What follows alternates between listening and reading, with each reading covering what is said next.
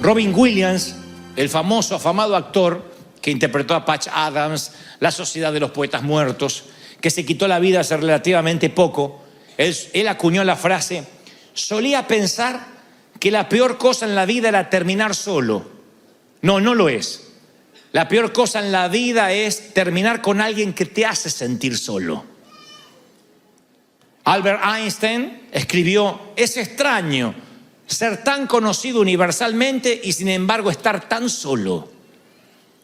La mítica Marilyn Monroe dijo: a veces creo que las únicas personas que orbitan a mi alrededor y que se quedan conmigo y me escuchan son las que contrato, gente a las cuales le pago.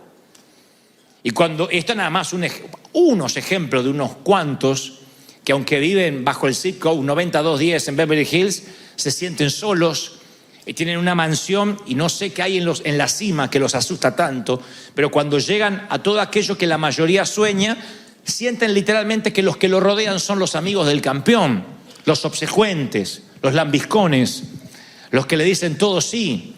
No tienen verdaderos amigos que los puedan ayudar a salir de la droga.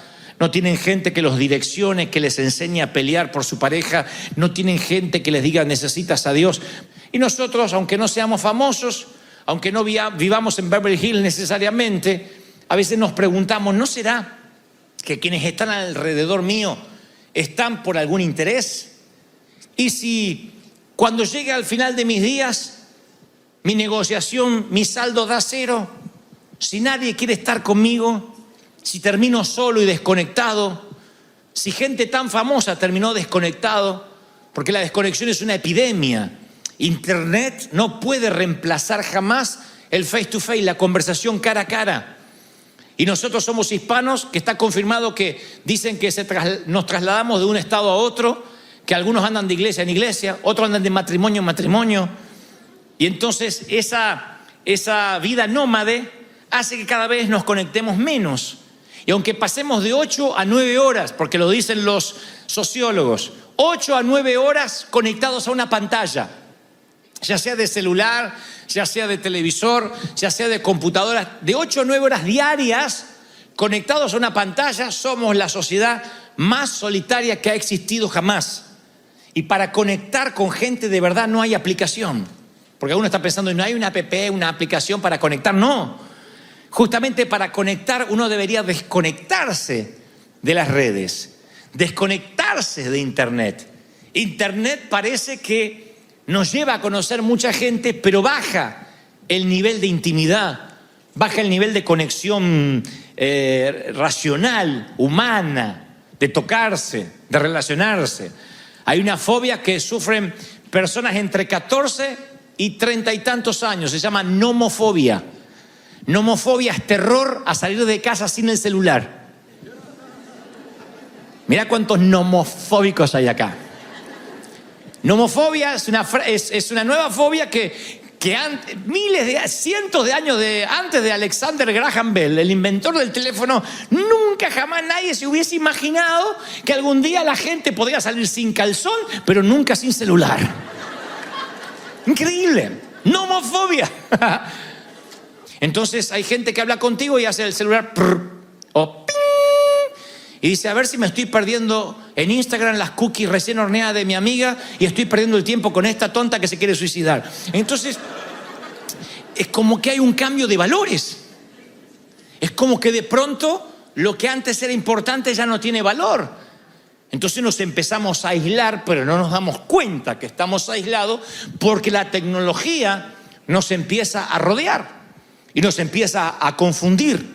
Entonces uno, si prescinde de comida, si uno deja de comer o de beber, mata el cuerpo, pero si uno deja de relacionarse, mata el alma y mata el espíritu.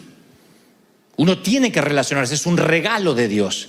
Hay por allí una frase de los cristianos que decimos: bueno, lo importante, el gran amigo es Cristo, conectarnos con Él. Pero yo les voy a mostrar a lo largo de esta plática cómo el Señor hizo que valoremos las relaciones. Estaba leyendo que en un safari, en una expedición, un caballero se dobla el tobillo y entonces le dicen que le van a dejar provisiones por 2 o 3 días, bastante comida, bastante agua, que lo único que tenía que hacer es no moverse. hasta que fueran por ayuda y regresaran para ayudar en su tobillo. Le dijeron, no se va a infectar si no te mueves, pero tienes que quedarte solo. Y lo dejaron con bastante provisión. Pero el hombre, contra lo que le habían dicho, se levantó y empezó a caminar hacia la civilización. Cuando llegó tenía el tobillo completamente desgarrado e hinchado. Y él dijo, es que yo prefiero perder la pierna antes que quedarme solo un día más. ¿Por qué la gente le tiene miedo a la soledad? ¿Por qué no quieren estar allá afuera solos? A mí se me ocurre porque a lo mejor se espantan de que cuando uno se queda solo tiene que hablar con el hacedor. Es una de las razones por la cual la gente no soporta el silencio total. Que cuando uno se queda en silencio tiene que orar, no les queda otra. Yo provengo de una generación que cuando afortunadamente teníamos a Cristo, nosotros los chicos orábamos por la fuerza, porque a determinada hora la tele se apagaba en casa y se terminaba el contacto con el exterior. Y en el silencio, con el libro, con la Biblia, nos poníamos a orar. No era que nos acostábamos 2:30 de la mañana después de ver el capítulo 40 de la serie así de Netflix porque quiero saber qué le pasa. No digo que esté mal, estoy planteando una situación social.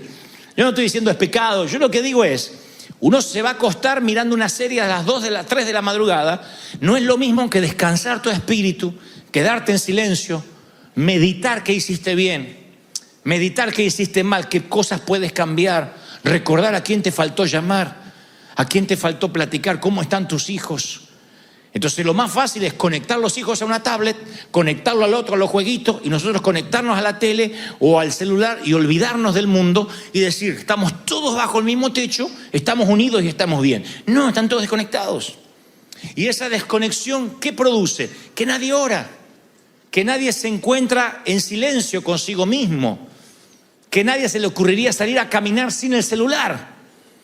Aún cuando salimos a caminar, ya sea para contar los pasos o porque nos va diciendo cómo caminamos, porque queremos hablar, aunque sea con doña Siri, pero queremos ir hablando. ¿Y eso qué produce? Una conexión con gente virtual, pero una desconexión con gente real. Y nos trae un aislamiento. Nos empezamos a sentir solos. El Señor habla en 2 parábolas de la oveja perdida, de un hombre que sale a buscar una oveja que se perdió y de una dama que sale a buscar una moneda perdida. Y en ambas parábolas, cuando encuentran lo que se había perdido, invitan a sus amigos a una gran fiesta para compartir que habían encontrado lo perdido.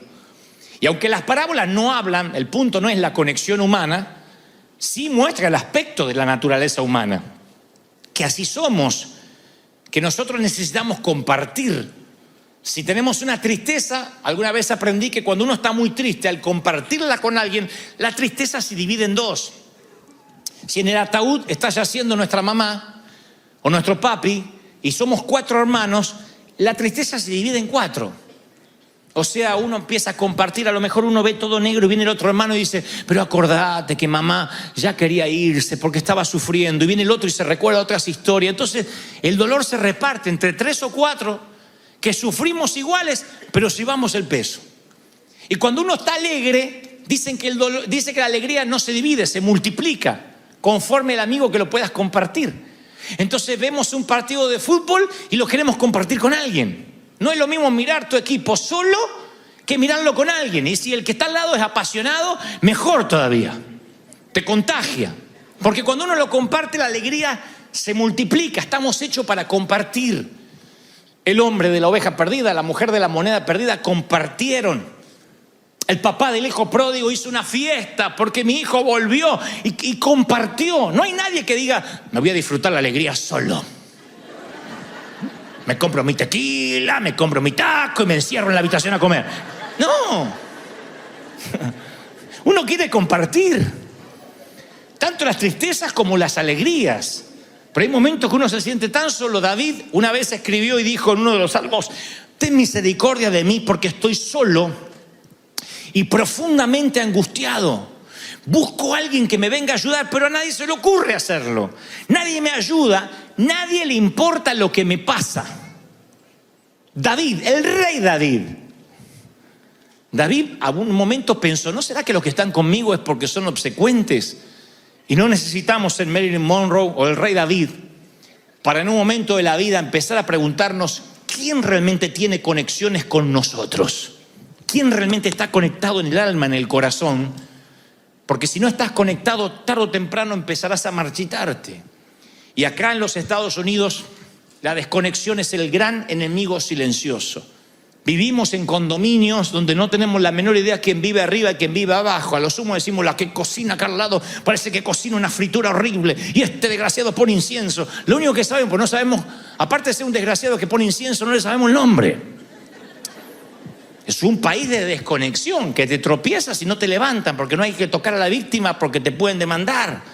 Entonces nos empezamos a no tocar, a no abrazar, a no tener contacto visual. Y la desconexión en un momento empieza a matar nuestro alma. ¿Qué hacemos? Nos conectamos a las redes. Inventamos una vida ficticia, ponemos un montón de fotos con filtros. Entonces, cuando mostramos una versión edulcorada nuestra. Y la gente le pone like a esa versión. Y decimos, ¡ay, cada vez tengo más amigos! ¡No! Es gente que sigue una mentira.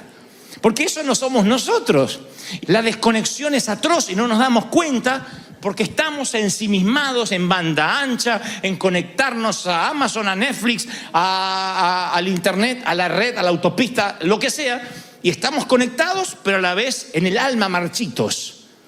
Y el Señor dice, si no tienes con quién compartir, si no logras tener a alguien con el cual puedas caminar juntos, y no hablo necesariamente de pareja, hablo en la vida, amigos, compañeros de armas. La vida se te va a hacer muy cuesta arriba, muy difícil. Entonces ayer, mientras que escribía este mensaje, me encuentro en el segundo libro de Timoteo, capítulo 4, la última carta de Pablo antes de morir. Última carta. Porque yo pensaba, Señor, para que podamos entender qué es lo que nos quiere decir, qué ejemplos bíblicos encuentro de soledad, de gente sola, desconectada. Y encontré a Abraham, cuando solito no puede consultar con la esposa y tiene que sacrificar a su hijo. Me encontré a Moisés, proscripto, escapando de la ley, dejando ser el príncipe de Egipto para ser simplemente casi un delincuente. Me encontré con José, vendido por su propia familia en un país extraño. Daniel en Babilonia. David, perseguido por su propio suegro, escapando como un animal. Pero de pronto el Señor me muestra a Pablo, el apóstol. Entonces ustedes dicen, ¿y Pablo, un hombre solitario? Sí, hay un episodio bíblico que los predicadores nunca mencionan porque dicen, bueno, es casi es una miscelánea, está allí como una nota de color. Es la última parte de lo que nosotros conocemos como la última carta que él escribe, que se la escribe a su discípulo Timoteo. Y se llama Encargos Personales de Pablo. Y en ese último episodio, en su última carta, menciona a 17 personas.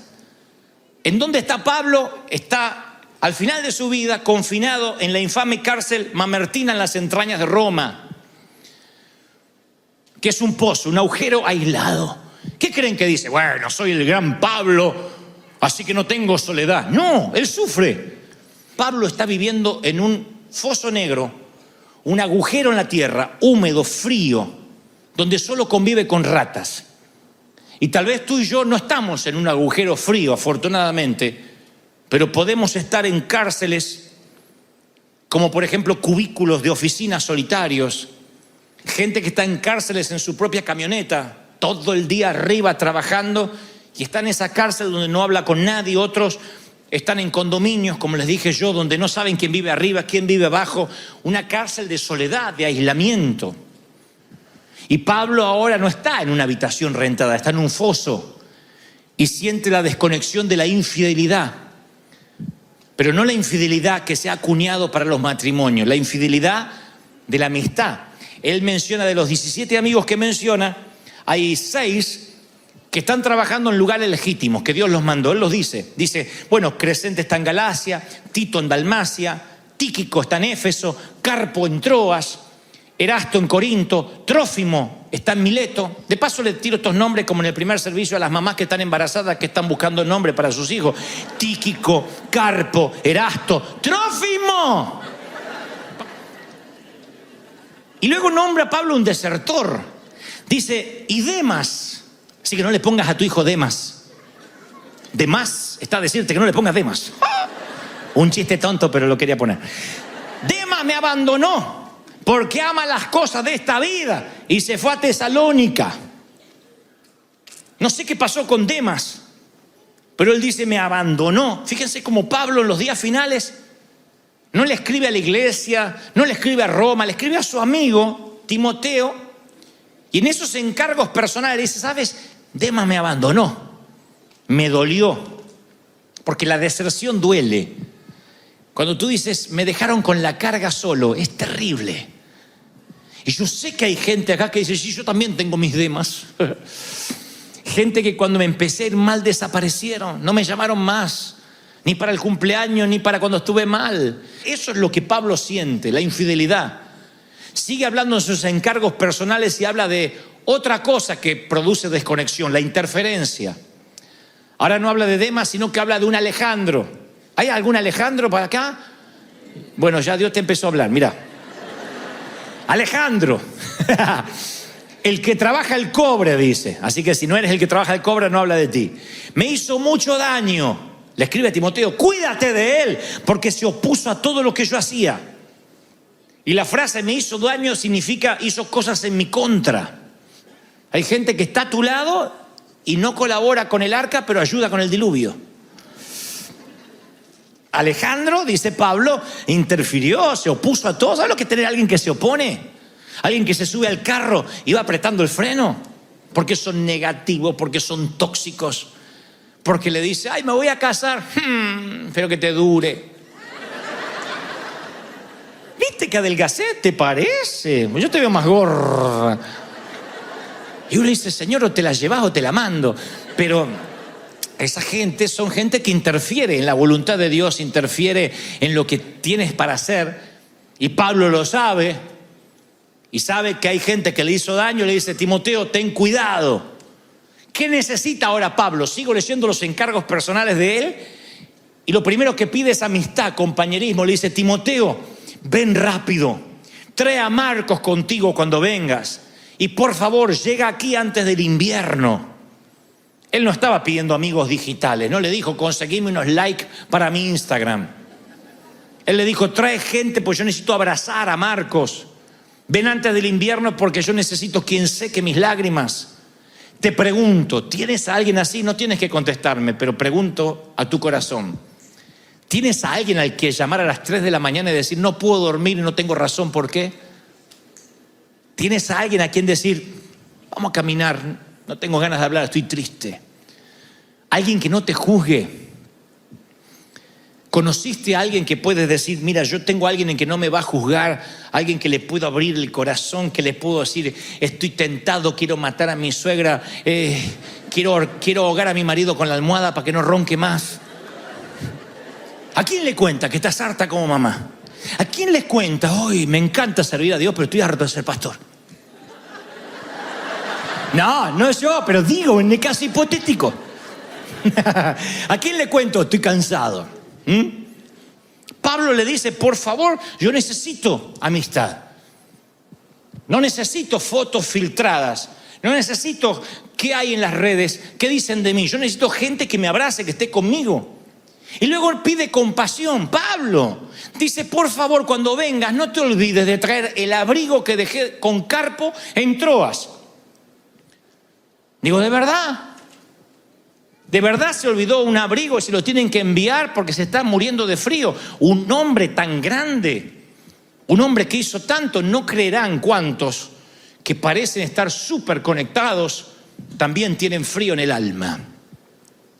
También están solos. También no hay alguien que le alcance un café y que él no sienta que lo está haciendo a lo mejor porque le está pagando. Personas que no saben si la gente les son leales por conveniencia o por amor. Y creo que es el gran juego de la vida. Transitar por este mundo tratando de descubrir quiénes realmente están con nosotros hasta que exhalemos el último suspiro. Por eso estamos muy interesados de que esta iglesia esté conectada, independientemente de que cada vez seamos más. Tenemos que estar conectados y tenemos que encontrar uno en el otro eso que no nos pueden dar las redes sociales. Ahí está Pablo diciendo, por favor, suple mis necesidades. Veo que sigue escribiendo Pablo a Timoteo en la última carta, a punto de morir, y le dice, tráeme mis libros y mis pergaminos. Conociendo a Pablo, estaba pidiendo seguramente los rollos del Antiguo Testamento, del profeta Isaías, de Moisés, la historia de Moisés, o lo que empezó a circular en ese entonces, que eran los dichos de Jesús. Las primeras cosas de Jesús, las primeras parábolas de Jesús habían empezado a circular por los escribas. Tal vez estaba pidiendo eso, sea lo que sea. A Pablo lo único que lo consolaba era lo que también nos consuela a nosotros. La palabra de Dios, el saber que Dios dice, yo no te abandono, yo no te dejo, yo soy fiel hasta el último día de tu vida. ¿Estamos de acuerdo, sí o no? Yo soy fiel. Pablo dice, la primera vez que fui, sigue diciendo, la primera vez que fui llevado ante el juez, nadie me acompañó. Todos me abandonaron, pero Dios estuvo a mi lado, el Señor estuvo ahí, me dio fuerzas. A Él sea la gloria por siempre. O sea, la soledad técnicamente no existe, no hay un lugar donde la presencia de Dios no esté. Pero eso no significa que no tengamos que conectar. Dios creó al hombre y dijo, no es bueno que el hombre esté solo. Lo durmió y cuando abrió los ojos estaba Eva ahí. Hace unos cuantos servicios atrás, yo les conté la historia que le da título a este mensaje, que lo vi en una serie donde un policía le dice a otro, mira, colega, en la vida hay dos tipos de amigos. Si en una ocasión tienes el infortunio de matar o asesinar a alguien y levantas el teléfono, tienes aquel amigo que te dice, ¿qué hiciste? Y se agarra la cabeza y te dice, no me vuelvas a llamar porque me comprometes. Y después está el otro amigo, el que matas a alguien, lo llamas y a la media hora se aparece en tu casa con una pala. Y esto no es apología del pecado ni del asesinato, sino que quiero que entiendan la metáfora. Amigo de pala, yo le llamo a aquel amigo incondicional, el que es amigo independientemente de tu partido político, independientemente de que seas cristiano o no. Porque a veces a mí me dicen, ¿cómo puede tener un amigo que no es evangélico? Si yo soy amigo, soy amigo. Y claro, intentaré predicarle y todo eso, pero voy a ser amigo siempre, aunque fume, aunque no le pueda cambiar sus vicios. Si soy amigo, soy amigo de pala, soy amigo de verdad, ahí estoy. ¿Sí? El amigo de pala está. El amigo de pala no pregunta, ¿qué hiciste y cómo se te ocurrió pecar? ¿Y por qué? El amigo de pala está, es incondicional. Y no es que va a tapar el pecado necesariamente, porque a lo mejor después vamos a tener que hablar.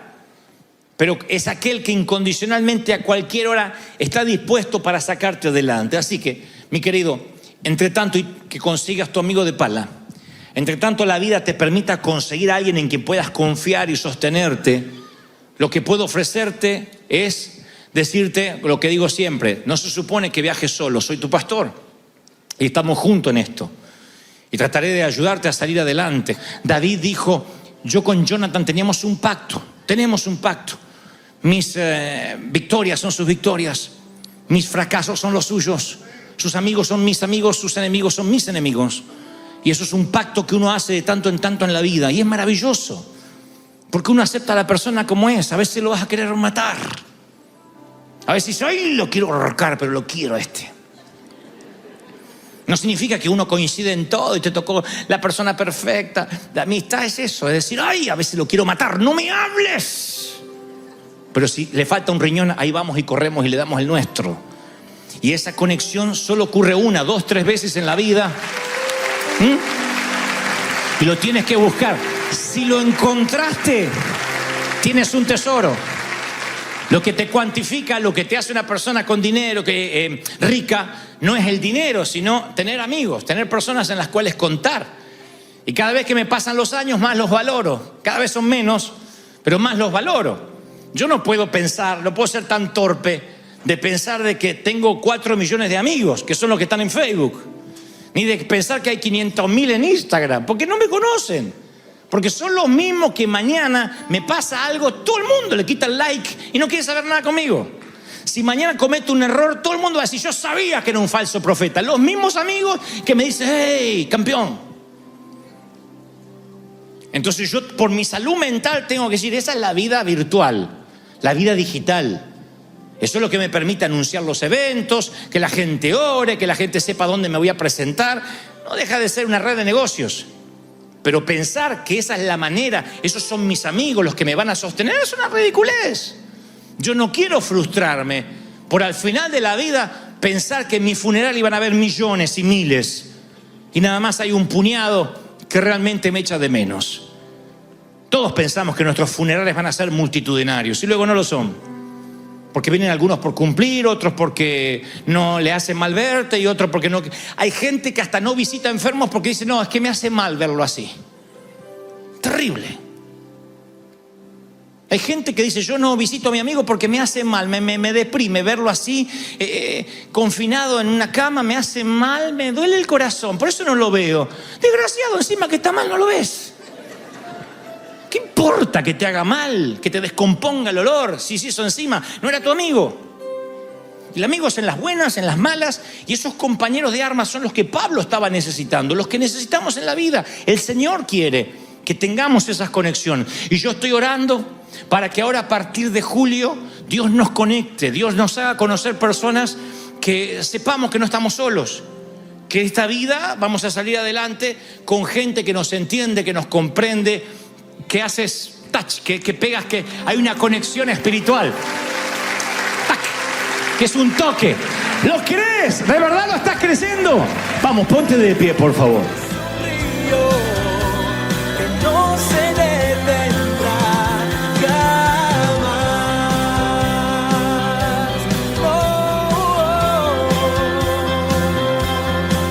River es un río que no se detendrá jamás.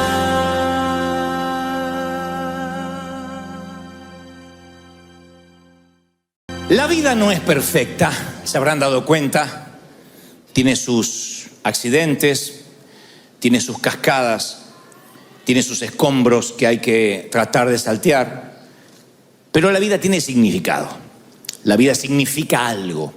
Ese es el gran juego de la existencia, encontrar el significado. Y la gente que está triste, la gente que está deprimida, no siempre tiene secretos oscuros, sino que tiene una carga abrumadora de no encontrar el significado de la vida.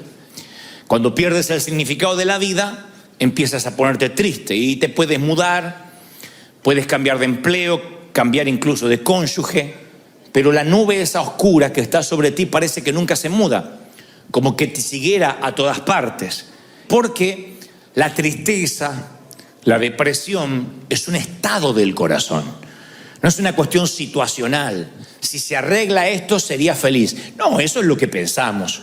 No obstante, la tristeza es una nube que se posa sobre nosotros y nos define. La depresión es un camino a través de la oscuridad. La depresión es una enfermedad devastadora del espíritu. A mi humilde criterio, es la enfermedad más corrosiva, más profunda para el alma, porque viene desde adentro. Es como un tumor. Un consejero dijo alguna vez, la depresión, la tristeza sin sentido o con sentido, al cabo es tristeza igual, es una agonía permanente, día tras día, noche tras noche, a nivel casi arterial. Es una agonía que no acaba, que no te da respiro. La depresión es un parásito. La depresión es algo que te chupa, te absorbe, te quita energía. Y yo sé que estás diciendo, bueno, pero yo no elegí esta situación. No te estoy condenando. Porque la depresión o la tristeza es una condición humana que no respeta la estatura espiritual de nadie. Hace relativamente poco un pastor amigo al que conocíamos se quitó la vida. Que estoy hablando ya de lo más extremo de la depresión. Pero todos sorprendidos, su esposa, sus hijos. Porque decía, ¿cómo no lo vimos venir? Se suponía que un pastor no se deprime. ¿Cómo que no? Si yo veo a los héroes de la fe deprimidos y la lluvia cae sobre justos e injustos y la depresión también. Veo a Moisés, escucho esta metáfora de la depresión y dice, solo no puedo soportar este pueblo, la carga es demasiado grande. Números 11:14 relata esta expresión: si esta es la manera, Dios, en que piensas tratarme, será mejor que me mates. Hazme el favor y ahórrame la miseria. Este es Moisés pidiendo que Dios lo mate. No es una licencia poética que se hacía moriré por tu amor, Romeo o Julieta. Acá quiere que Dios lo mate. Quieren que les busque otro similar. Elías. ¿Hay alguien más tremendo que Elías entre los mortales? Sin embargo, Elías dice: basta, Señor, quítame la vida porque no soy mejor que mis abuelos. Primera de Reyes 19:4. Tocaron fondo los dos tipos. Sin embargo, Dios se reúne con ambos en el monte de la transfiguración. Los dos que tocaron fondo, en la melancolía más absoluta, se elevaron a la cima terrenal más alta que un ser humano jamás tuvo: estar a la par del Señor en el monte de la transfiguración. Moisés y Elías. Ahí están los dos potenciales suicidas. Ninguno de ellos se quitó la vida, claro, pero tuvieron ganas de que el Señor los matara, y ahí estaban validando Dios, que eran hombres de Dios, a pesar de la tristeza que atravesaron. Pero no es Moisés ni Elías el mayor ejemplo, sino Job. El libro de Job es toda una calamidad.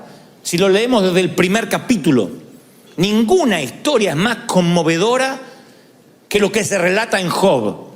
Desde el capítulo 1 y 2 ya nos enteramos que todo lo que poseía fue destruido y se quedó sin familia. Lo único que le quedó al principio es la esposa.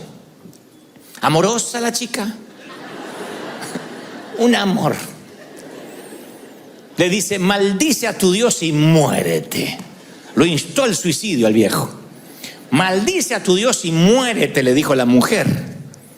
Miren qué linda compañera de viaje, ¿eh?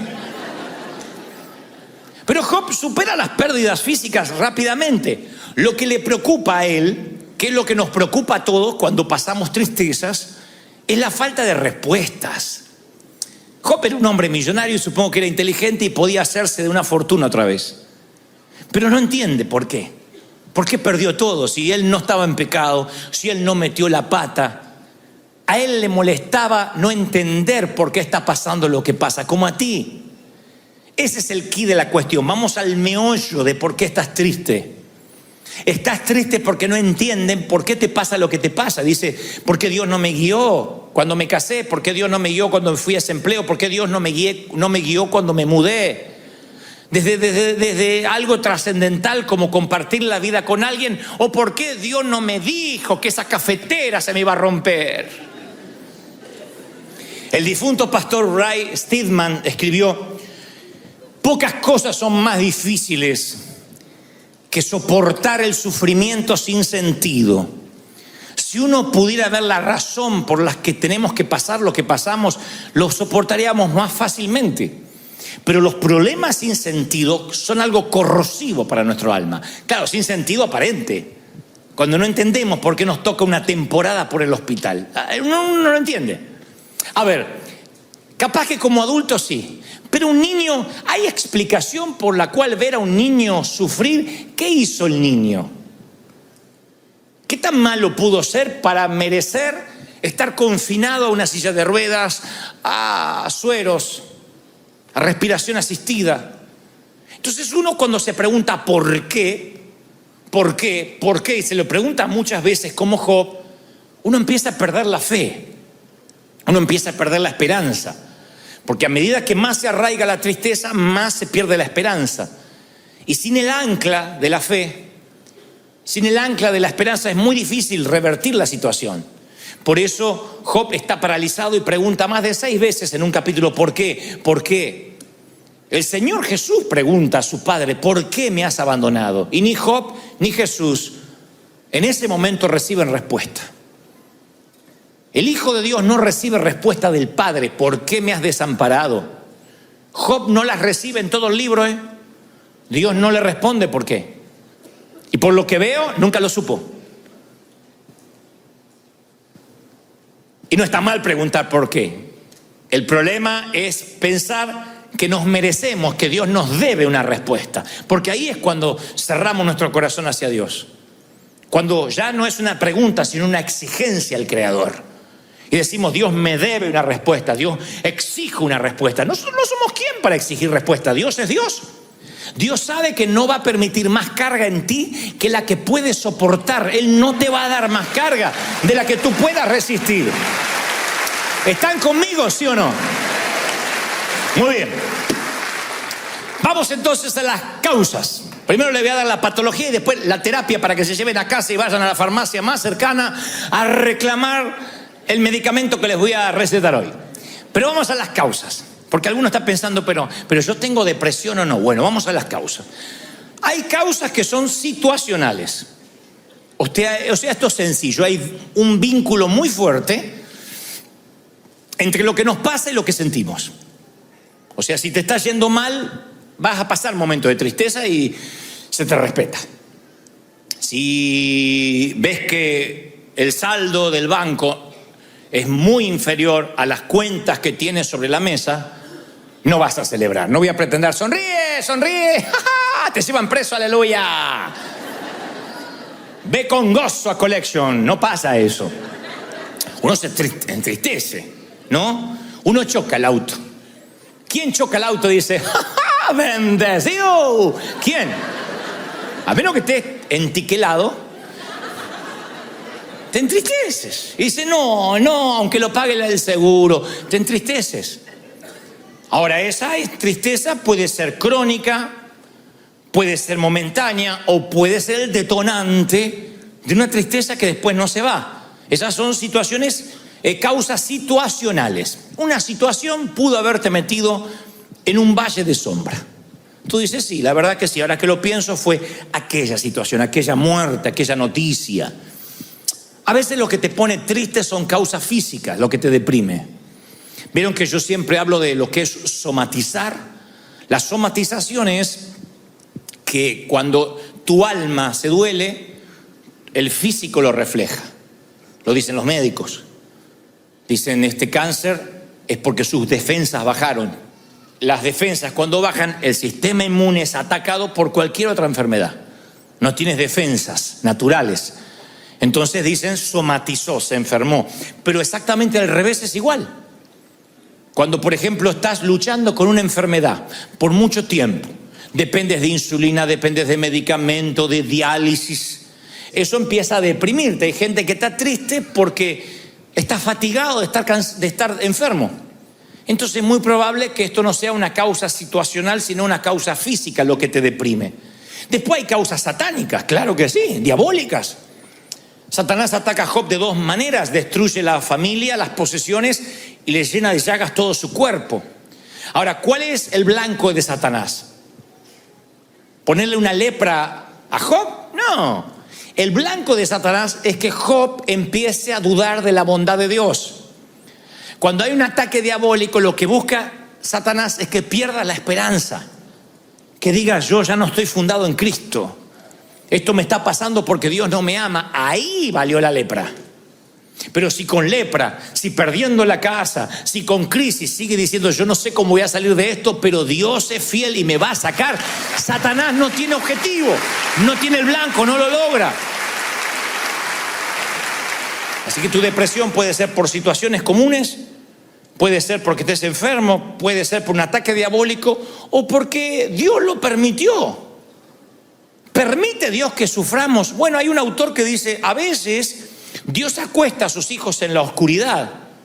Dios permite el sufrimiento. Te voy a decir algo que no te va a gustar escuchar, sí. Pero nunca cede el control, nunca. Nunca te dará más carga de la que sabe que podrías llevar. Pero la Biblia me muestra que Dios sí, a veces permite el sufrimiento. Para enseñarte lo que le enseñó a Job, que Dios sigue estando a cargo aunque no veas una luz al final. Lo que pasa es que cuando uno pasa por el valle cree que está en el infierno. No, está en medio de picos elevados. Dijo alguien alguna vez que según lo alto de una ola será lo profundo de la depresión luego. Se llaman bajones, lo viven los artistas, lo viven aquellos que están ante un gentío, un público, y después tienen que quedarse con su propia soledad. Y también lo viven los hombres de Dios, que a veces están en el pico más alto como Elías y después están deprimidos. Pero lo contrario también es real, que cuando uno va por valles, por sombras, El Señor me dice que te diga, no te preocupes, no vas a terminar ahí. Yo voy a elevarte a zonas elevadas, vas a ir a picos altos, te voy a bendecir, te voy a prosperar, te voy a levantar. ¿De verdad lo crees, sí o no? Muy bien. Ya más o menos vimos cuáles pueden ser las situaciones. Causas situacionales, físicas, ataque del diablo, permisos de Dios. Y entonces, ¿cuál es la terapia? ¿Cómo salimos de la depresión? ¿Quieren saber cómo salir de la depresión rápido, así, instantáneamente? Bueno, no hay manera instantánea de salir rápido, hay unos cuantos pasos. Hay algunos principios que son bíblicos. El primero, revela tu tristeza. Sé honesto, sé honesta. Job es un modelo de transparencia. Dijo Job, yo no puedo evitar hablar, le decía a sus amigos cuando estaba triste, ¿no? Debo expresar mi angustia, mi alma tiene que quejarse. Hay un momento que uno se cansa de ponerle buena cara a todo. Y está bien que a veces digas, sí, yo estoy triste, necesito que ores por mí. Este es un hospital del alma, no tienes que fingir. Puedes decir, estoy mal, me siento triste, ora por mí. La tristeza es parte de una de las 28 temporadas de Salomón. Así que está bien decir, estoy triste. Revela tu tristeza. Hay gente que dice, no, a mí me va todo por dentro. Te tragas eso. Y cuando esa amargura que no sale, se queda dentro. ¿Y qué hace? Una implosión. ¿Y saben lo que es una implosión? Es un edificio que se viene abajo hasta las bases. Una explosión sobrevives de una explosión, pero de una implosión no. Entonces no te tragues. Tienes una iglesia, tienes pastores, tienes gente amiga, dile, estoy triste, orá por mí. Porque a veces no le encuentro sentido, me siento que no valgo para Dios. Entonces, primer paso. Los que están anotando la receta, habla, jetón, habla. Jetón dije. Segundo, resiste tu depresión. ¿Qué es resistir? No es confesar positivamente, no tengo. Es intencionalmente quiero salir de esta situación. El paralítico que está junto al estanque de Betesda, Jesús le dice, ¿quieres ser sano? No es una pregunta retórica. Jesús quería saber si de verdad el tipo quería ser sano o le encantaba ser paralítico. O ustedes dicen, ¿y a quién le encanta ser paralítico? Y hay gente que le encanta la autocomiseración. Hay gente que le encanta que le den. Hay gente muy necesitada en las luces de los semáforos pidiendo. Pero hay otros que le quitas el cartelito de cartón y los mandas a trabajar y se les acabó el negocio. Porque les encanta que le den, ganan más dándole que yendo a trabajar.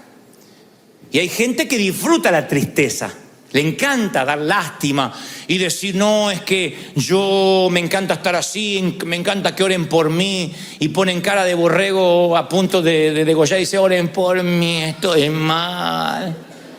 Pero no estaba feliz, sí, pero se me fue la felicidad. ¿Quieres ser sano? ¿Quieren ser libres, sí o no? Pues una decisión. Uno tiene que decir, sí, yo quiero estar bien. Yo quiero estar sano, yo no quiero psicopatear a nadie. Porque algunos lo toman como el modo normal de vivir, un modo triste. No pueden sonreír. Porque dicen, ya me acostumbré a vivir así. Y el Señor dice, resístete, cambia la cara.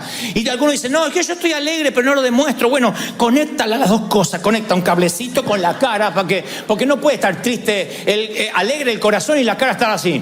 Tiene que haber algo que esté cortando ahí. Un policía, la migra, algo. Sácalo. Pero que la cara demuestre que hay alegría en el corazón, que hay energía, que hay gozo. ¿Lo crees?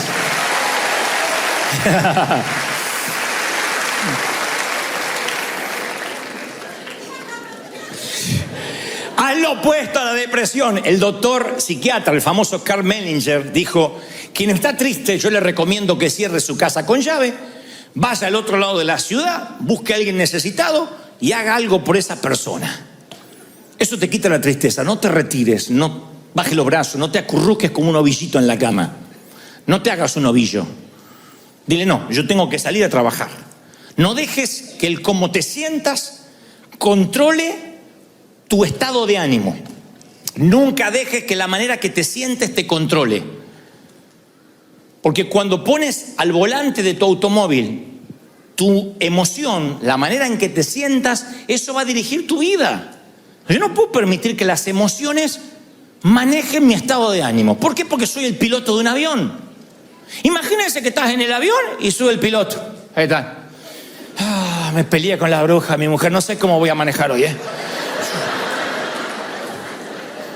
Te baja rápido, dice tu abuela, que yo dependo de este. Entonces yo decía que el piloto esté bien.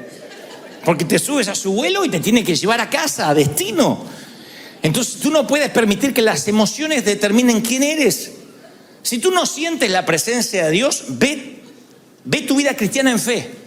Ora, ofrenda, sirve, anima, ministra, porque dice la palabra, vivimos por lo que creemos y no por lo que vemos. Segunda de Corintios 5:7.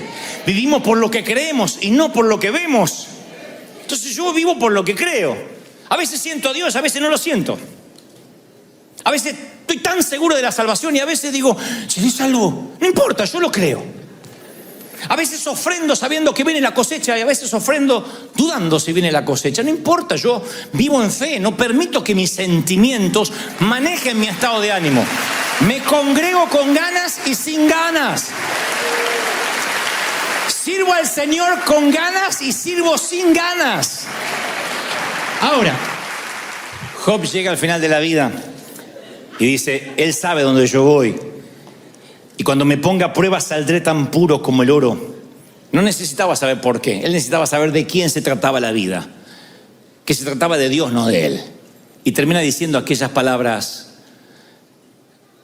de oídas te había oído, mas ahora mis ojos te ven. Solamente me habían hablado de ti. Miren, un hombre que adoraba a Dios, un hombre que era santo. Reconocer que de Dios había conocido de oídas, pero que ahora lo había conocido. Nunca Dios le respondió. Nosotros sí sabemos por qué pasó lo que pasó. Él nunca supo. Se enteró en los cielos, no antes. Pero el final de la historia le redimió la biografía.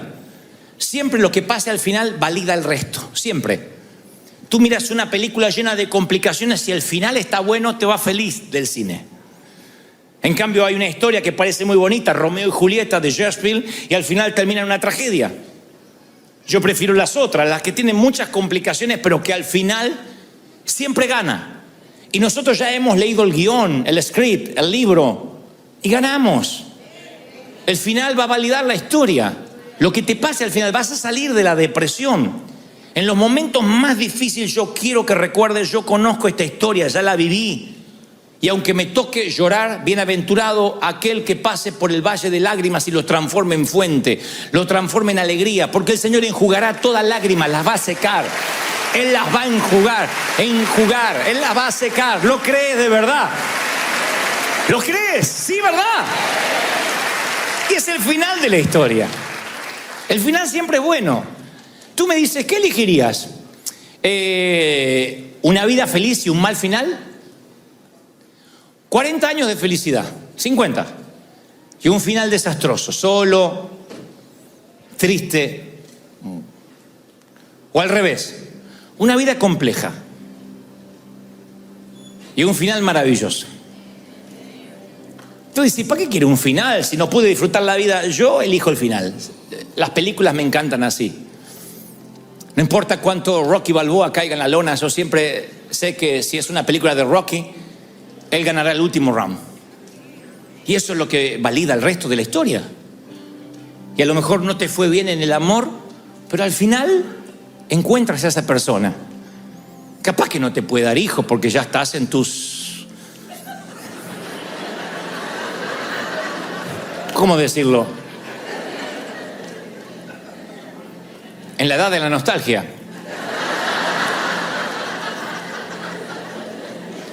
Pero valdrá la pena. Lo valdrá. Yo decía en el servicio anterior, piensa en un cuadro mental, un sitio, un lugar. Un lugar que te gustaría estar. Puede ser bonito, puede ser un lugar de tu infancia, puede ser un sitio en Europa, puede ser junto al Mediterráneo, en el Pacífico, al Atlántico, si te gusta el mar, en una cabaña en el hotel, la cima, en el valle, en una casita, en una renta, donde sea, pero un lugar, piensa en un lugar. Ahora ponle un clima. Si te gusta el verano, el invierno, la primavera, ponle un clima alrededor. Hay los que dicen, me gustaría el romance de la nieve o la lluvia. sobre el tejado y otros dicen, no, me encanta el verano, los pájaros trinando. No sé, imagina un sitio y luego le pones un clima. Ahora que tienes el sitio y el clima, coloca caras allí, personas o una. Y estate allí con esa persona, a lo mejor con tus hijos. Y una vez que tengas las personas, porque el hogar nunca es un sitio geográfico, es quién. Una vez que tengas a quienes, tengas el clima y el sitio, grábatelo. Escríbelo en las tablas de tu corazón, átala a tu cuello, porque ese será tu final. Ese es tu destino, ese será tu puerto deseado. Vas a llegar ahí. Y cuando te sientas en estados depresivos, piensa en ese sitio y que tarde o temprano Dios te lo va a dar, sino aquí en el cielo. Pero Dios te va a dar ese sitio de paz, de tranquilidad. David decía, me trasladaría como las aves a lo más alto de los riscos. No buscaba un lugar pedregoso, seco y árido, sino un sitio que para él representaba paz. Busca un sitio que represente paz y déjate llevar, tranquilo. Confía en el Señor, confía en que las cosas van a salir bien, que vas a llegar a destino. Terminaré con una historia real. Hace muchos años estábamos en Australia y yo no sé nadar y me metí en el mar simplemente para tratar de flotar un poco. Cuando vi que flotaba, cerré los ojos y dije, no hay nada mejor que tostarse al sol nadando en el océano de Australia. Cuando abrí los ojos, hasta los canguros me quedaban lejos. Estaba metros de distancia de la orilla. Y dije, ¡wow! Y me enderecé y no hacía pie. Y supe que me iba a ahogar. Lo supe. Así que hice lo que toda persona que no sabe nadar hace. Empecé a moverme ampulosamente y me chupaba para abajo la corriente. Lo conté en el primer servicio y pusieron la misma cara que ustedes. Y estoy acá, obviamente que... Estuve 3 días muerto, alabado sea Dios.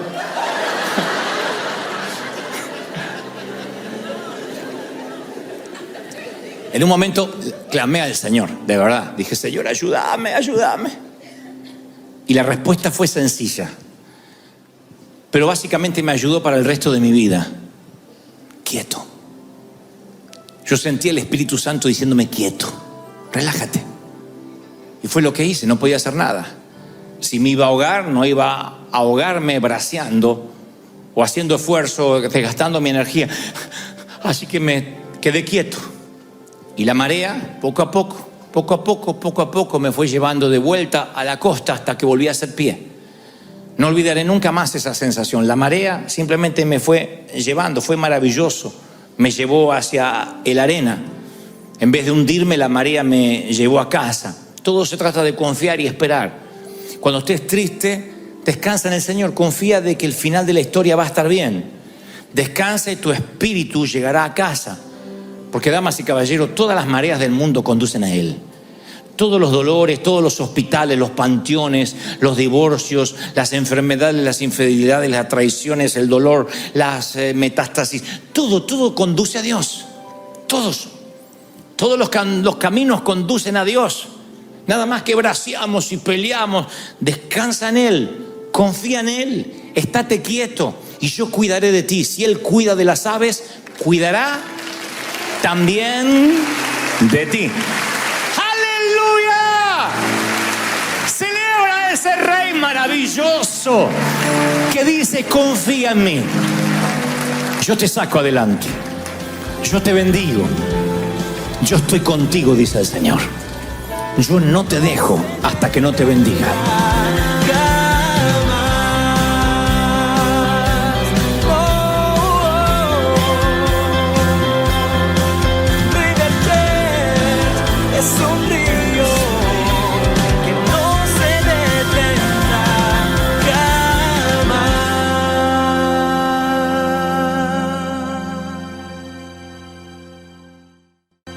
Ayer yo recibía una palabra, no la recibía, no me voy a hacer el místico, sino que me sorprendió.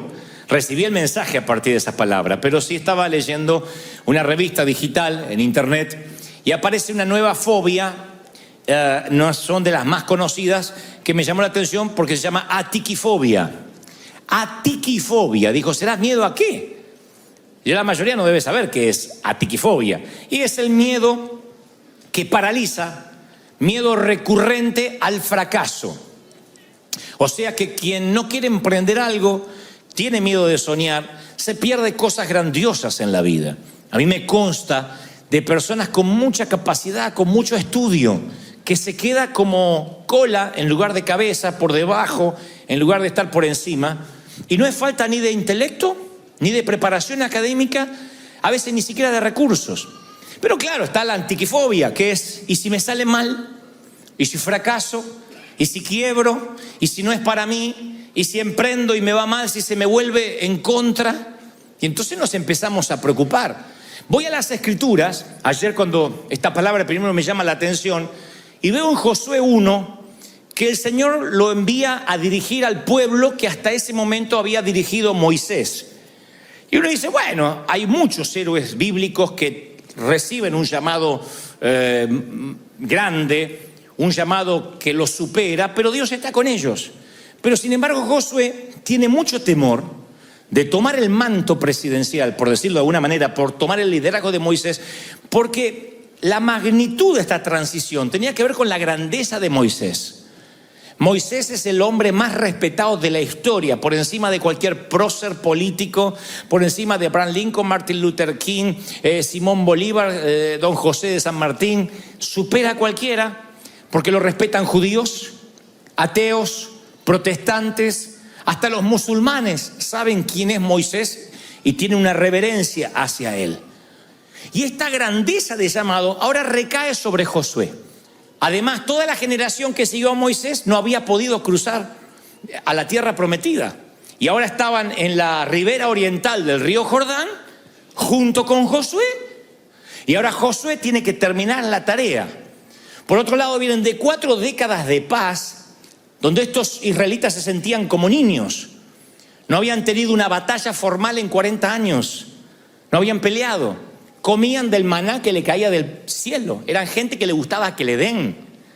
Y cuando uno se acostumbra a que le den, y un día Dios le dice a Josué, Josué, toma el manto de Moisés, pero no hay más maná a partir de mañana. El maná se fue con Moisés. Ahora hay que sembrar y cosechar el fruto de la tierra. Hay que pararse a decirle eso a la gente. Eso es una medida que aminora, que quita, que amilana lo que el anterior estaba dando. Josué toma la presidencia y tiene que dar unos discursos tanto negativos. Muchachos, se acabó el maná. Y había gente que salía de la tienda y hacía la mañana. Ni levantaba. Ahora hay que trabajar. No solo eso, sino que les tiene que decir, Dios nos dio la tierra prometida, la que no pudieron heredar nuestros padres. Pero tenemos que ir a pelear, a conquistar. Así que empiecen a manejar una espada, una lanza, agarren los escudos, que dejan de ser simplemente nómades para transformarse en guerreros. Josué tiene un pánico escénico, yo también lo tendría. Pero hay un sitio peor. ¿Quién sería el asesor de Josué?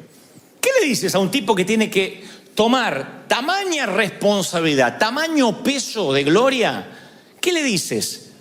Yo creo que no había ningún humano que lo pueda asesorar. Dios habla con él y le da lo que da título a este mensaje, el mejor discurso de Dios. El mejor discurso de Dios. De todos los que están en las Escrituras, este es el más fabuloso, el speech más motivacional, más grandioso que jamás fue escrito. Tiene por lo menos 6 principios. Es un discurso magnífico. Y escuchen, lo mismo que Dios dijo a Josué te lo va a decir a ti esta mañana. Si hay algo que te está paralizando, si dices, yo debería haber emprendido algo y no sé, me da miedo, me da pánico. Hay gente que pierde su destino por miedo. Hay gente que Dios le dice, yo te estoy entregando algo maravilloso y tiene un pánico y se lo pierde. Y la mujer de su vida se casa con otro ganso. Y el trabajo que Dios tenía para él, ese empleo lo pierde, llegó tarde. Y el llamado que Dios tenía para ti se lo dio Dios a otro. Tú dices, no, pero si era para mí, ¿por qué? Hay gente que dice la falacia, si es para mí nadie me lo va a quitar. No, si no eso hubiese funcionado con el pueblo de Israel cuando andaban con Moisés. Si la tierra era para ellos, ¿por qué no la pudieron tener? Porque la incredulidad es una barrera, es una muralla que no te deja tomar lo que Dios te prometió. Entonces aquí el Señor da el mejor discurso de la historia. Los que estamos en el reino y hablamos y practicamos la oratoria, deberíamos aprender de la magnífica retórica que tiene Dios cuando le habla a Josué 1. Josué está muerto de miedo, le da a Dios 6 principios y Josué se transforma en un hombre, en un gigante de fe. Todo empezó con esta oratoria de Dios, con este discurso. ¿Lo quieren oír, sí o no? Le dice a Dios, primero le dice el principio de la inmutabilidad, del no cambio, el principio de la permanencia, el principio de la longevidad, el principio de lo que jamás se transforma. Dios dice, yo no cambio. Yo estaré contigo como estuve con Moisés. No te fallaré, ni te abandonaré. Lo primero que le dice Dios es, te quiero recordar, Josué, que aunque tú eres infiel, yo sigo siendo fiel. Que como estuve con tu antecesor, estoy contigo. Dios nunca llamó a nadie y lo dejó en la mitad del agua. No conozco a nadie que Dios le dijo, ve y navega, y en la mitad lo dejó solo. Dios no es alguien que traiciona. Y es aquí cuando tú dices, bueno, pero yo sí. Yo le fallé, yo no soy el mismo. Dios dice, tú puedes cambiar, yo no cambio. Como estuve con Moisés, estaré contigo. Está bien que no miremos al pasado en cuanto a nuestros fracasos, pero Dios quiere a veces que miremos el pasado de las cosas que Él hizo contigo. Si Dios te sacó de terribles situaciones, como yo sé que te sacó, por eso estás hoy aquí. Si Dios te bendijo cuando no tenías para comer, yo sé que hay gente aquí con testimonios poderosos de cómo Dios estuvo en el pasado. Y hay momentos que cuando la crisis viene en el presente te hace frágil la memoria. Y Dios dice, yo no cambio, yo soy el mismo. Tú puedes equivocarte, tú puedes ser más o menos fiel, congregarte más o menos, sembrar, dejar de sembrar. Yo soy fiel, yo no te dejo hasta que no haya hecho contigo lo que dije que iba a hacer. Dios te sostiene de la mano y no te suelta. Es el primer principio. Segundo principio, le dice Dios, muy bien, yo no cambio. Ahora, Josué, llegó el momento que guíes a este pueblo a cruzar el río Jordán y entrar a la tierra que yo te doy. Te prometo a ti mismo lo que le prometí a Moisés. Donde quieras que pongan los pies los israelitas, estarán pisando la tierra que Dios les dio.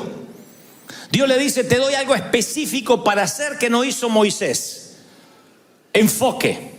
Yo te entrego la tierra, pero la tienes que pisar. El segundo principio es, confía que yo no cambio. Y después, enfoque, vamos. Porque la generación anterior, por mucha promesa que tenía, no pudo heredar la tierra. Entonces yo te doy enfoque. Yo quiero que pises la tierra, que lo tomes. Esta misma palabra Dios te habla esta mañana. Lo único que te falta es enfoque. La promesa de Dios no tiene que agrandarse más. Ya Dios te prometió. Dios te prometió salud, Dios te prometió prosperidad, Dios te prometió felicidad. Y estás pensando, ¿y por qué no la vivo? Porque te hace falta enfocarte, decidir qué vida quieres tener. Decir, esto es lo que yo quiero. La promesa de Dios no es una garantía de éxito si perdemos nuestro enfoque. La responsabilidad de Dios es darte la promesa. La responsabilidad nuestra es asirnos, tomarnos de la promesa. ¿Están conmigo, sí o no? Tomar la promesa de Dios. Hay alguien aquí que está así de la promesa, un paso. Hay alguien así que Dios ya lo pudo haber bendecido, me lo mostraba ayer. Me decía, muchos de mis hijos ya tendrían que estar bendecidos, prósperos. Sin embargo, hay una fobia, algo que los paraliza. Quieren hacer un estudio de factibilidad antes para no equivocarse. Una vez alguien me dijo, yo era el que ponía toda la mano de obra y la parte más artesanal en el trabajo de mi jefe. Él venía, era el contratista, él cobraba y yo trabajaba. Y él cobraba una fortuna y yo ganaba unos pesos. Y un día me puse a pensar que yo también podía tener mi propia compañía en este país. Si el que ponía la mano de obra era yo, era el que más sabía. Mi jefe no sabía nada, yo era el que hacía todo. Entonces un día dije, basta de ser cola, quiero ser cabeza. Así que aunque mi esposa estaba muerta de pánico, la suegra estaba opinando, porque usted sabe que en el huerto del Edén también opinó. Y sin embargo, emprendí. Sin embargo, arranqué. Y le digo, ¿qué te pasó? Y si empecé a prosperar, lo que cobraba mi jefe ahora lo cobro yo. Y me di cuenta que todo el poder estaba en mí para hacerlo, para crear, que Dios me había dado la tierra prometida y el que no me animaba era yo. ¿Cómo no me di cuenta hace años?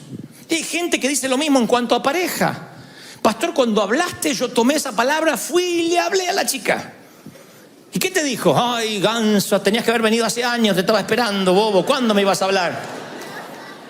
Y te estaba esperando la reconfirmación de Dios, que ella la traiga al Espíritu Santo y se la deposite en la casa. No iba a pasar. Entonces a veces decimos, bueno, si esa tierra prometida es para mí, que venga. Y no es así. Dios dice, no, tienes que ir. Honra la creación. Yo te creé para que emprendas, para que hagas, para que te enfoques. No hay nada mejor que el poder del enfoque, porque uno sabe exactamente qué es lo que va a hacer. ¿Para qué se te dio el aceite? ¿Para qué? El cuidador del faro tenía aceite para mantener el faro ardiendo.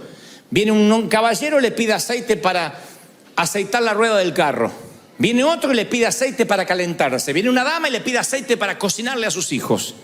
Y el hombre, el cuidador, cree que está haciendo obras de bien en repartir aceite. Pero un día se queda sin suministro, se apaga el faro y los barcos empiezan a encallar en los acantilados. Lo llaman de la compañía y le dice, usted está despedido. Y él esgrime la explicación. No, es que yo hice obras de bien con el aceite. Le di a un caballero para que aceitara la rueda, a otro para calentarse en su estufa y a la otra para que cocine. Y le responden, se te dio el aceite por una sola razón, mantener el faro ardiendo. ¿Para qué se te dio la unción? ¿Para qué se te dio lo que sabes hacer? ¿Qué te mandó Dios a hacer? Y la vida se te está yendo. Hay algo que Dios te mandó a hacer que solo tú tienes el diseño original para hacerlo, no lo va a hacer nadie más. Y mientras que no sepas eso, vas a desperdiciar y dilapidar tus años un día a la vez. Y un día te vas a ver con mucha más edad que ahora. Porque todo el mundo estamos envejeciendo, todos. Aquí es la parte donde nadie dice amén, ni gloria a Dios, ni me hacen así con la cabeza. Pero pasa. Y eso no cambia. El reloj de arena cae hacia abajo, no sube. Parece una bobería, pero lo olvidamos. Y al no tener enfoque, se nos va la vida haciendo un poco de todo. Y no siendo especialistas en nada. ¿En qué tienes horas de vuelo que dicen, esto soy buena? Hay algunas que dicen, yo soy mamá, soy la mejor mamá, en eso invertí mi vida. Bueno, gloria a Dios. Otra dice, no, la verdad que no, siempre fui mamá, pero estuve pensando en esa otra carrera. Bueno, ¿y qué hiciste en esta carrera? Tampoco nada. ¿Y emprendiste algo? ¿Estudiaste online, aunque sea? No, se me va el día. Entre una novela, la doctora Polo, se me va el día. Y la vida se te va. Se te va con maratones de Netflix, se te va, de verdad. ¿Qué vida queremos? Vamos a pisar la tierra, enfoque. Luego le dice, en este mejor discurso de Dios, le dice el Creador a Josué, ahora te mando que te esfuerces y seas valiente. 6 veces le dice, mira que te mando que te esfuerces y seas valiente. Es un mandato ser valiente. No es, vamos a orar que te salga la valentía. Es un mandato, vamos a ser valiente. La valentía no es una opción. En determinadas cosas hay que emprender, hay que salir. Imagínense, los aviones no volarían. Nadie conduciría en las carreteras si tuviéramos miedo y no tuviéramos una dosis de valentía, de valor. Josué necesitaba una dosis triple, cuádruple, porque la generación anterior no habían podido conquistar esa tierra. El temor los había paralizado y ahora tenía que evitar que esta nueva generación cometiera el mismo error. Y Dios le dice, mira que te mando que seas fuerte, que seas valiente. ¿Qué es ser valiente? Pararse firme en tus convicciones, aunque todo el mundo te diga que hagas lo contrario. Es decir, no importa para dónde vaya el viento, yo voy donde Dios quiere que Él vaya. Yo me voy a mover donde el Señor quiere que yo me mueva. Dice el Señor, le dice a Josué, no te desvíes de estas palabras, ni a derecha ni a izquierda. Quédate en el centro de mi ley. Entonces te irá bien en todo lo que hagas. Miren qué sencillo. Le dice, esto es lo que yo te mando, Josué. ¿Quieres no tener miedo? Bueno, no te muevas ni a izquierda ni a derecha de lo que te digo. Mira qué sencillo. Haceme caso. Y te irá bien en todo lo que hagas. Haceme caso. Mantente en el centro y te irá bien. ¿Lo crees? No te muevas. Estudia constantemente este libro de instrucción. No tenía Biblia, tenía el Pentateuco, los primeros 5 libros de nuestras escrituras. Le dice Dios, estúdialos. Ahí está todo lo que había hecho Moisés, todo. Medita en eso de día y de noche y asegúrate de obedecer. Ese es el meollo de la cuestión. Este es el punto chato, dijo el proverbista Cantinflas. Este es el punto. He aquí el punto. Dios le dice que la autoridad, el poder, la bendición va a estar basado en que Él obedezca. La prioridad tiene que ser la palabra. Como los corredores de maratones, toda su vida gira alrededor de la cuadrícula de entrenamiento. Debe ser aburridísimo estar de novia con uno de estos. ¿Me vas a venir a ver? Hoy me toca entrenar. Pero si tenés la maratón dentro de 3 meses, por eso me toca entrenar. Mañana es nuestro aniversario, vamos a cenar. No, me toca medir el peso óseo. Claro, son gente entrenada que hablan de una misma cosa. Y nosotros a veces le pedimos cosas grandes a Dios, pero nuestra concentración y enfoque no está a la altura de lo que pedimos. Señor, dame cosas grandes. Y nos vamos a tomar una cerveza hasta que las cosas grandes vengan. Cuando uno toma una postura pasiva, esperando que Dios te dé lo que le pediste, no va a ocurrir. Porque en un momento Dios te abre la puerta y no puedes salir a construir un arca porque empezó a llover. El arca se construye en seco, cuando no llueve. Las estacas se extienden antes de agrandar la familia. No esperas tener 8 hijos y después decir, che, nos tendríamos que mudar, estamos los 8 en la misma cama, los 10. No se puede. Uno tiene que planificar ya durante el parto. Y si estás embarazado de un sueño, o estás embarazada de un sueño de Dios, bueno, hay que empezar con la cuna, con la habitación, en términos metafóricos hablo. Porque si no, Dios, ¿cómo te va a bendecir? ¿Cómo Dios te va a enviar una multitud con un templo chiquitito? Uno tiene que decir, no, vamos, esto viene ya. Escucho el sonido de las aguas, escucho lluvia. Empieza a correr. Ahora, si no escuchas lluvia, quédate donde estás. Pero yo estoy hablándole a los que están llenos de fe, los que dicen yo sufro de insatisfacción santa, tiene que haber algo más, Dios me tiene que bendecir. Y esa gente tiene que emprender, tiene que crecer, tiene que avanzar, decir, bueno, me tengo que preparar, porque vienen los cambios y tienes que estar listo. Y el Señor le dice a Josué, medita esto día y noche, medita. La meditación es un mantenimiento preventivo para la mente, es un antivirus. Es renunciar a la prisa y decir, a ver, ¿leíste? ¿Qué te dijo Dios? David decía, cuánto amo meditar en tus enseñanzas, Salmo 119. Pienso en ellas todo el día. Tus mandatos me hacen más sabio que mis enemigos. Me guían. Tengo mejor percepción que mis maestros. Siempre pienso en tus leyes. Soy más sabio que los ancianos. Miren lo que hace la meditación. Y después dice, y asegúrate, Josué. Es el mejor discurso de Dios. Es el discurso para que Josué quite todo miedo. Le dice, y asegúrate, Josué, de obedecer. No es solo leer, es obedecer.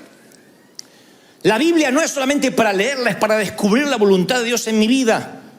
No debe detenerse simplemente en la mente, debe continuar hasta el corazón e ir hasta la voluntad. Uy, la Biblia me dice que tengo que cambiar. Hay que ser hacedores de la palabra y no oidores, dice la palabra en Santiago. Hacedores. Cuando la palabra forma parte de tu dinámica de vida, ya no es palabra, forma parte de tu organismo. Si esto fuera una galleta, está en mi mano y es galleta. Me la meto a la boca y es galleta masticada. Pero cuando entra dentro de mi organismo, deja de ser galleta, pasa a ser bolo alimenticio. O sea que pasa a ser Dante Gebel.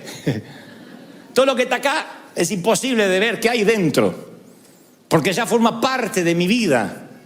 Y la Biblia, mientras que está acá, es simplemente Biblia, palabra de Dios. Mientras que la leo es solo palabra leída. Pero cuando la mastico es palabra masticada, rumiada. Cuando la obedezco, forma parte de mi bolo alimenticio espiritual. Yo soy lo que Dios dice que soy, lo que Dios dijo que yo era. ¿Lo crees? ¡Aleluya! Para asegurarte de obedecer. No te desvíes, ni a la derecha ni a la izquierda, le dice Dios. Tolerancia cero. Yo te digo algo y no te desvíes. Dios no bendice por aproximación, acuérdense, ni por promedio. Tú no decides qué leyes federales obedecer y cuáles leyes no obedecer. En temas de tránsito, por ejemplo. Te para el oficial y dice, señor, usted pasó un semáforo en rojo. ¡Ay, qué bonito! ¿Y los stop que sí paré no cuentan? No. Bueno, esto es igual. Cuando Dios te da una orden, no importa el promedio, lo que hiciste antes. Bueno, Dios me dijo que vaya para el norte. No voy al norte, pero voy al noroeste. Dios me dijo que vaya de misionero a Somalia. Bueno, no fui a Somalia, pero mando ofrenda. Dios no dice, bueno, Moisés, está bien que no fuiste a hablar con el faraón, pero por lo menos valoro la intención. No. Cuando Dios te da una orden, es eso. Dios necesita gente que haga caso. Que diga, sí, Señor, voy, sin pedir garantías, sin hacer estudio de factibilidad. Si quieres que te vaya bien, yo estaré contigo, no te abandonaré. Estaré contigo donde quiera que vayas, ¿lo crees? Y eso me encanta, la promesa constante que Dios te va a acompañar en el viaje. Estaré contigo. Qué lindo que no te dice, ve y yo te espero allí. Tú ve y cualquier cosa me mandas un WhatsApp. No, yo estoy contigo. Ahora ve, le dijo a Moisés, cuando hables y yo te voy a enseñar qué decir. A Gedeón, tú vas a destruir a los madianitas y yo estaré contigo. A Jeremías, no tengas miedo, Jeremías, yo estoy contigo y te voy a proteger. Y a Josué, yo estoy contigo como estuve con Moisés. Y entonces te irá bien en todo lo que emprendas y prosperarás. No habla solo de dinero, habla de ser una persona de éxito, de tocar algo y que le vaya bien, de decir, se me abren las puertas donde voy. Yo me pongo como ejemplo cuando voy a las conferencias y digo, miren, ustedes saben que no es falsa modestia, conocen mis historias de incapacidad, de falta de instrucción, vengo de estratos sociales muy pobres, venimos de situaciones de mucho hambre, hasta la fruta era una vez por semana. No sé si ustedes vivieron siempre abundancia, pero yo vengo de compartir el durazno al almíbar, de decir asado no se puede todos los días, simplemente una vez por mes, de heredar la ropa de mis hermanos. De ese estrato vengo. Sin embargo, hoy, años después, me doy cuenta que todo lo que he tocado, todo lo que he pisado, siempre ha sido de bendición, siempre. Pero no como la mitología griega cuenta del rey Midas. El rey Midas era alguien de la mitología griega que decía que un día pidió un deseo a los dioses, que era que todo lo que él tocaba se convirtiera en oro. De así que usan el rey Midas de la música, el rey Midas del arte, el rey Midas de los Oscar. Viene de allí porque el rey Midas dice, era tan avaro, tan egoísta, estaba tan urgido de ser millonario, que dijo, lo que toque quiero que sea oro. Tocaba las paredes, oro. Tocaba el inodoro, oro. Tocaba el carro, oro. Así que en 15 minutos fue el tipo más millonario del mundo. Pero después tuvo hambre, fue a comer, tocó la pata de pollo, oro. El burrito, oro. Quiso comer pan, oro. Tomar agua, oro. Apenas tocaba el agua en los labios, oro. Así que se murió de sed y de hambre. Entonces cuando habla de la prosperidad de Dios no significa que todo lo que toques, que vas a emprender, que los negocios, no. Significa que te vaya bien en todo. En una pareja, en la iglesia que decidas congregarte, en el país donde decidas vivir, que te vaya bien. Que tengas tus momentos de tristeza, de zozobra, pero aún así diga, me va bien, al final de la historia me va bien. Porque el Señor dice que va a ir conmigo. Josué termina los días de viejito y dice, dentro de poco moriré. Josué 23:14. Dentro de poco me voy a morir. Voy a seguir el camino que todo ser viviente sigue en este mundo. Pero en lo profundo del corazón, ustedes saben que cada promesa del Señor, Dios se ha cumplido en mi vida. Ni una sola ha fallado. Dios cumple, promete y ni una le tuvo que reclamar a Dios. Todo lo que toques prosperará. ¿Lo crees? Yo creo eso. Yo siento que se abren puertas, que Dios bendice. Siento el estruendo de muchas aguas, pero el Señor me dice, muchos no lo están tomando porque no han creído, porque se han desviado, porque dile que crean como creíste tú. A mí no digo que me chocaban, pero me sorprendían las palabras del apóstol Pablo cuando yo era muchachito y decía, sean imitadores de mí como yo de Cristo. Digo, wow, yo nunca diría que me imiten a mí. Pero en esto de creerle a Dios, yo sí te digo, sí.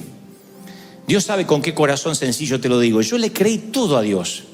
Vuelvo a lo que te decía recién. No es que nací en Suiza, me crié en Buckingham, mi papá era rico, me heredó una fortuna, pero yo le creí todo a Dios. Aunque no tuviéramos que comer, aunque tuviéramos que andar en trenes, pero creíamos que Dios nos iba a dar cosas grandes. Yo creía, yo digo, Señor, eso que le diste a Josué me lo vas. Estos son principios que yo he aplicado. Que Dios, como estuvo con otros hombres de Dios, iba a estar conmigo. Cuando veía a un hombre de Dios me pegaba, pero no como parásito para ver qué le puedo sacar. Para ayudarlo, decía, yo te quiero ayudar. Yo quiero estar, ¿qué puedo hacer? Porque yo veía el favor de Dios y yo quería tener ese favor. Y hoy que yo estoy experimentando ese favor, que puertas inimaginables se me abren, no tengo que buscar nada, no esfuerzo. No ando llamando a la gente, me dan una oportunidad, me llaman, me hacen propuestas, me envían contratos. Y yo digo, ¿están conscientes a quién le están mandando contratos? Saben que no tengo ni la capacidad ni la altura intelectual, pero Dios me dice, no, que te lo mandan por vos. Lo mandan porque ven el favor, sienten que Dios está contigo donde quiera que vayas. Dios está contigo donde quiera. ¿Lo quieres de verdad? ¿Lo crees? Vamos, dale un aplauso al Señor. ¡A correr!